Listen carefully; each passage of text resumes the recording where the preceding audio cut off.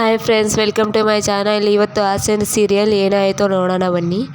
ಆಸೆ ಸೀರಿಯಲಲ್ಲಿ ಸೂರ್ಯ ಮನೆಗೆ ಬಂದು ಅಪ್ಪ ನನ್ನ ಗಾಡಿ ಎತ್ಕೊಂಡು ಹೋಗಿದ್ದಾರೆ ಪೊಲೀಸ್ನವರು ಅಂತ ಸೂರ್ಯ ಬಂದು ಮನೆಗೆ ಬಂದು ಅವ್ರ ಅಪ್ಪನಿಗೆ ಹೇಳ್ತಿರ್ತಾನೆ.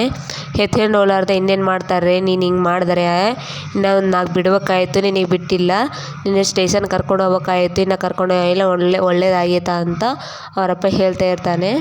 ಆಗ ಶಾಂತಿ ಹೇಳ್ತಿರ್ತಾಳೆ, ಊರೆಲ್ಲರಿಗೂ ಗೊತ್ತಿದ್ರು ಈತಗ ಗೊತ್ತೇ ಆಗಲಿಲ್ಲ, ಎಂಥ ಆ್ಯಕ್ಟಿಂಗ್ ಮಾಡ್ತಿದ್ದಾನೆ ನೋಡು, ಇನ್ನು ಏನು ಮಾಡ್ಬೇಕಂತ ಇದ್ದಾನೋ, ಇನ್ನು ಎಷ್ಟು ಜನ ಪ್ರಾಣ ತೆಗಿಬೇಕಂತ ಇರ್ತಾನೋ ಅಂತ ಸೂರ್ಯನ ಶಾಂತಿ ಬೈತಾ ಇರ್ತಾಳೆ.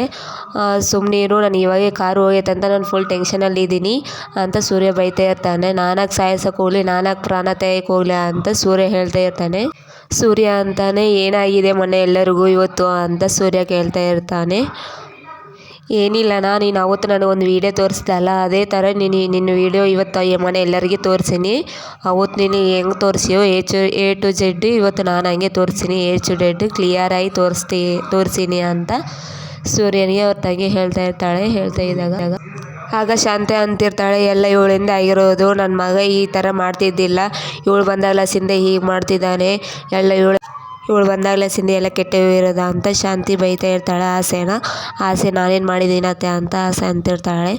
ಹೌದೇ, ನೀನೇ ಎಲ್ಲ ಮಾಡಿರೋದು, ಎಲ್ಲ ನಿನ್ನಿಂಚಿಕೆ ಇದೆಲ್ಲ ಆಯ್ತಿರೋದು ಅಂತ ಅಂತಿರ್ತಾಳೆ ಶಾಂತಿ. ನಾವೇನು ಮಾಡಿದ್ದೀವತ್ತೆ, ನೀನು ಹೇಗೆ ಬೆಳೆಸಿದೆಯೋ ಹಾಗೆ ಇರ್ತಾನೆ ಮಗ ಅಂತ ಆಸೆ ಅಂತಿರ್ತಾಳೆ. ಆಗ ಮನೆಗೆ ದೊಡ್ಡ ಜಗಳ ಆಗ್ಬಿಡುತ್ತೆ. ಮನೆಯೆಲ್ಲರೂ ಬೈತಾ ಇರ್ತಾರೆ. ಬೈತಿದ್ದಾಗ ಮನೋಜು ಬೈತಾ ಇರ್ತಾನೆ. ಆಗ ಸೂರ್ಯ ಬಡಕು ಹೋಗ್ತಾ ಇರ್ತಾನೆ. ಬಡಕು ಹೋಗ್ತಾ ಇದ್ದಾಗ ಎಲ್ಲರೂ ನಿಂತು ಅಂತ ಎಲ್ಲರೂ ಬಿಡ್ಸಕ್ಕೆ ಇರ್ತಾರೆ. ಬಿಡ್ಸಕ್ಕೆ ಹೋದಾಗ ಸೂರ್ಯ ಅವರಪ್ಪ ಹೋಗಿ, ಸಾಕು, ನಾವು ಏನು ಹೇಳಿದ್ರು ಜನ ನಂಬ್ತೇ ಇದ್ದಿಲ್ಲ,